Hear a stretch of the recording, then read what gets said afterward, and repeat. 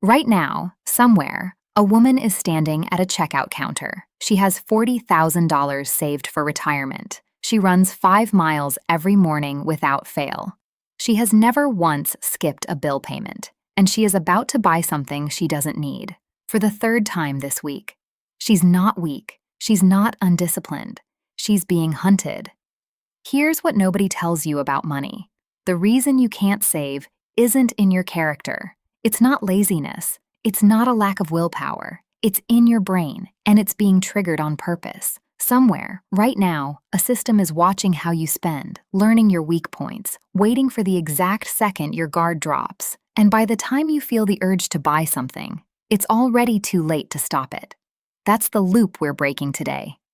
But first, you need to see how deep it goes. In the 1950s, a scientist named James Olds ran an experiment on rats. He placed a tiny electrode in a rat's brain, in a region that controls reward. Every time the rat pressed a lever, that region lit up. The rats pressed it again, and again. Some pressed that lever 7,000 times in a single hour. They ignored food, they ignored water, they ignored exhaustion. They pressed until they collapsed. That region in the rat's brain, it's the same region that lights up in your brain. Every single time you buy something. Not when you own it, not when you use it. The exact moment you decide to spend. That's the part no one warns you about. Your brain doesn't reward you for saving. It rewards you for spending. And once that circuit gets activated enough times, you stop making the decision. The decision starts making you. But here's where it gets darker. Because your brain didn't build this trap by itself. Someone else designed it. In 2001, 2 researchers at MIT ran a study. They split people into 2 groups and had them bid on the same item, tickets to a sold-out game. One group could only pay in cash.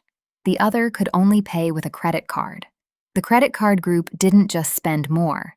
They bid on average more than double, not 10% more, not 20, over 100% more for the exact same item. Why? Because cash creates something researchers call the pain of paying. You feel it leave your hand.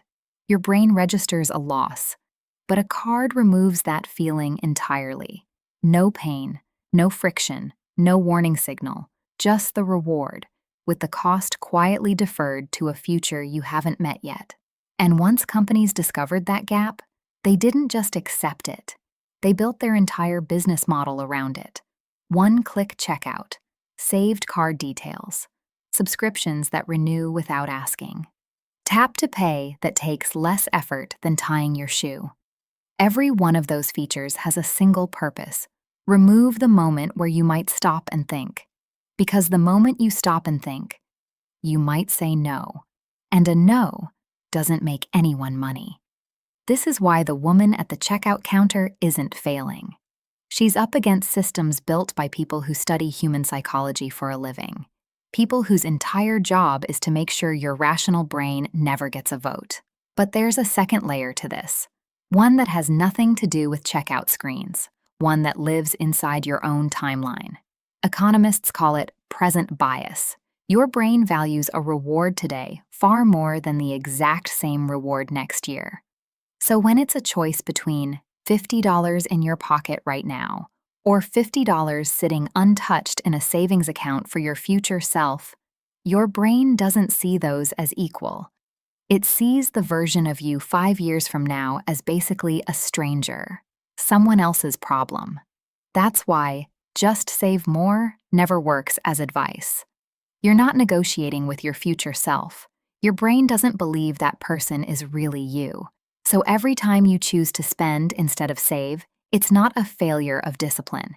It's your brain accurately following the instructions it was built with. The instructions just weren't written for a world with credit cards and one-click buttons. They were written for a world of scarcity and survival. And that mismatch, right there, is the entire reason this feels impossible to fix. So if it's not willpower, what actually works? Here's the part almost nobody talks about. You don't fix this by trying harder. You fix it by rebuilding the friction your brain lost. Delete the saved card from your phone, not because you're weak, because frictionless spending was never designed with your best interest in mind.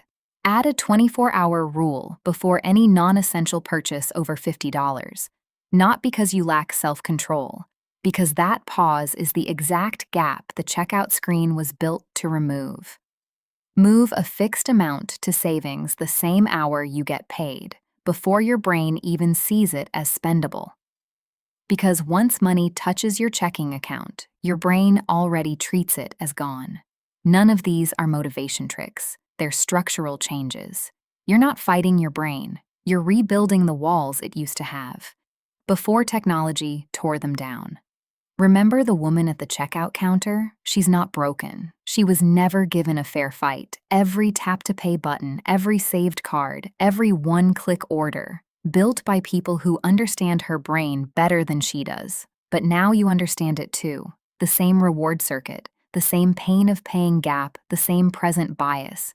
Once you can see the trap, it starts losing its grip, because a trap only works in the dark. You were never bad with money. You were just playing a game with rules you never got to read. Now you have them. Delete the saved card. Add the pause. Move the money before you ever see it. That's not discipline. That's just refusing to play by someone else's rules anymore.